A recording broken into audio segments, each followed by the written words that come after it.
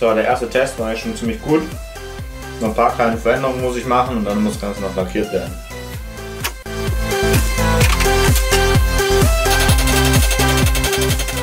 Als Ausschalter habe ich mir hier so ein Notaus gekauft, eigentlich von so Pocketbike, kriegt man ziemlich günstig. Da kann man die Zündung kurz schließen und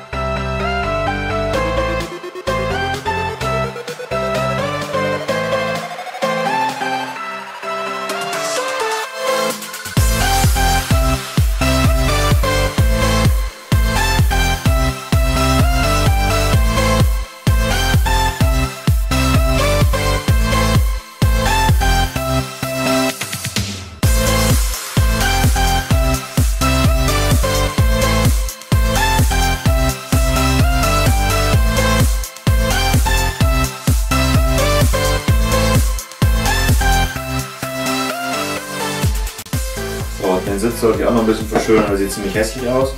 Und dafür habe ich extra aus Leder einen Sitzbezug genäht. Den hier. Und den will ich jetzt gleich drauf tackern. Dafür brauche ich bloß noch einen Tacker. Und dafür nehme ich den.